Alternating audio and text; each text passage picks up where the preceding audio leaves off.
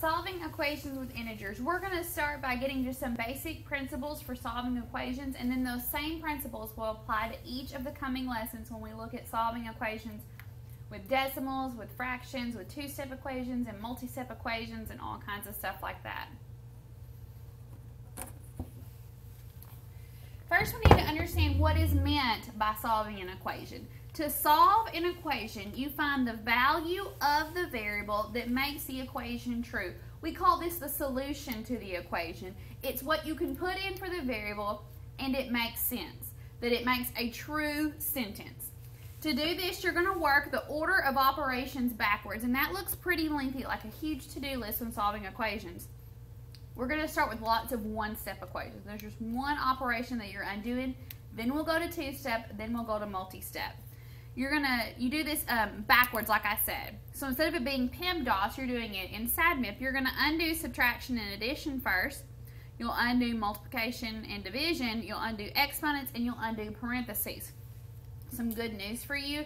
In 7th grade, you won't be dealing with exponents and parentheses in equations. You won't be having to undo that kind of stuff. That'll be in Algebra 1 and in 8th grade math.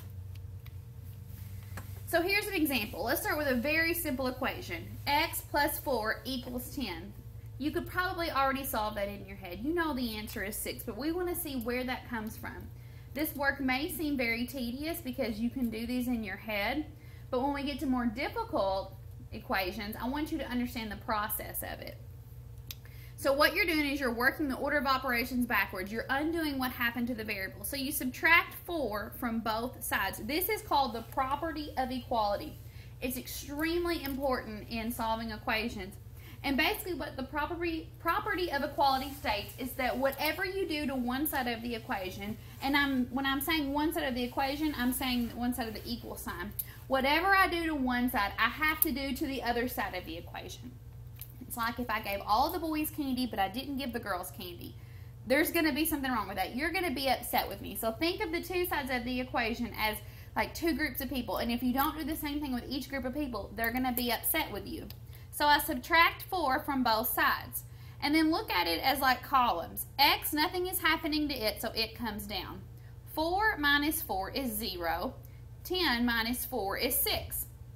And then that plus 0 can drop because adding 0 is the same thing as the identity property of addition. You just get whatever it is you're adding 0 to. And I have a solution that x equals 6. I do not expect you to write that line out right there. I'm just showing you how that 4 minus 4 disappeared.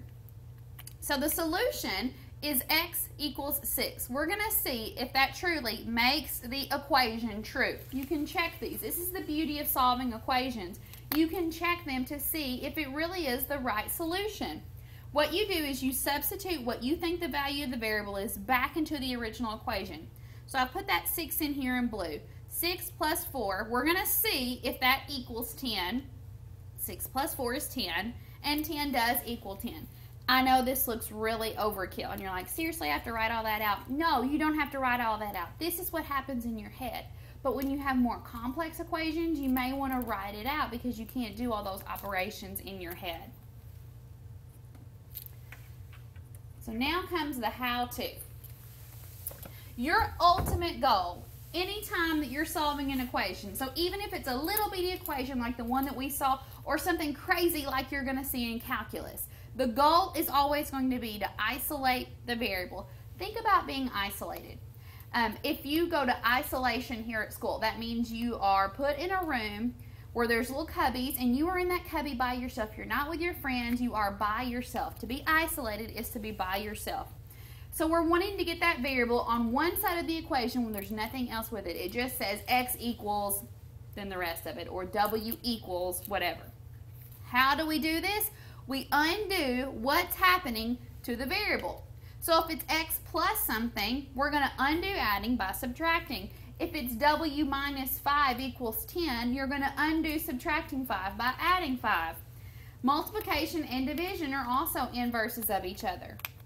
If it is 4x equals 20, you're going to undo multiplying 4 by dividing by 4. If it's y divided by 6 equals 42, you're going to undo dividing by 6 by multiplying by 6 on both sides.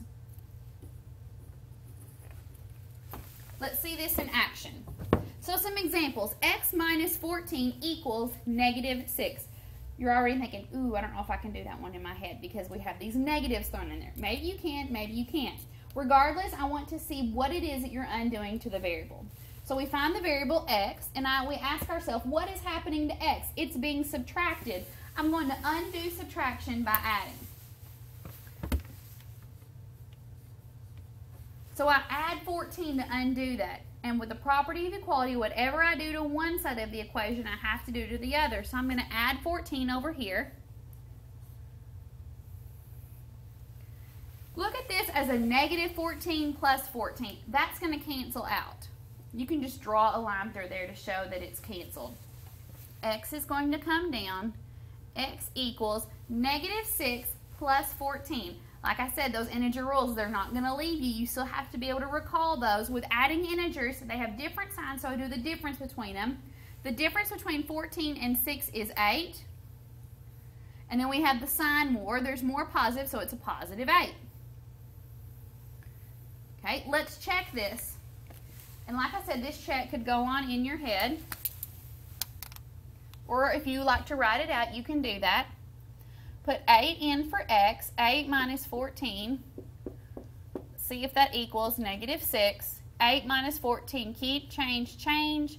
Negative 6 does equal negative 6. So that is the correct solution. Let's come over to this other one. Y over 5 equals 10. When it looks like a fraction, what's actually happening to the variable is it's being divided. Y divided by 5. I'm going to undo dividing by multiplying. And to show multiplying on both sides, you can draw a parenthesis around it. And I'm going to multiply by 5. Now, if you want to go back to multiplying fractions, and you're looking at a whole number times a fraction, you would put 5 over 1. Your 5s would cross simplify, and that's 1 times y is y over 1, which would just be y. You definitely don't have to go through all that. I'm just proving to you how that cancels. Or you can just take my word for it that if you're dividing by 5 and you multiply by 5, they cancel out. So y equals negative 10 times 5 is negative 50.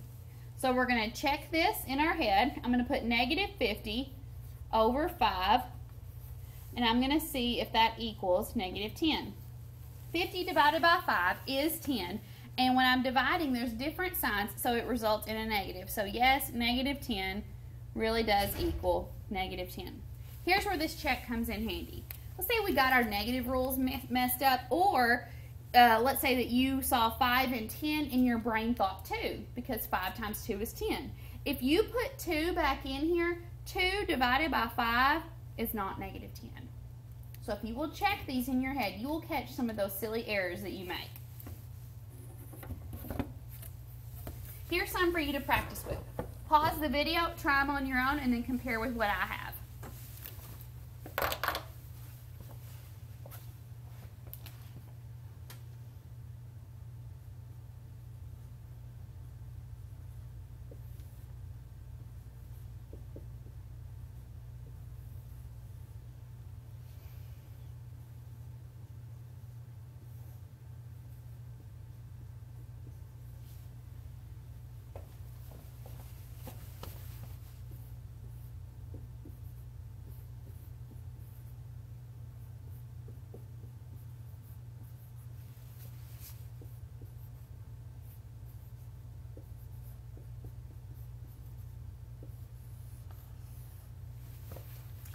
Okay, for practice A, you're going to add 3 to both sides. Now, I know what you might be thinking, but Miss Staley, it's adding a negative 3. Yeah, so what you could have done is you could have subtracted negative 3 on both sides. But let's face it, subtracting negative 3 is a little kind of crazy looking.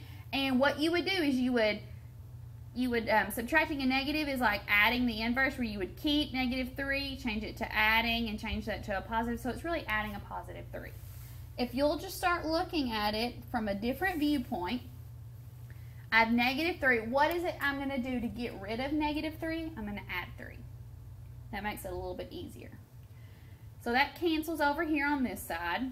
y comes down, -5 plus 3 is -2. And then check that in your head.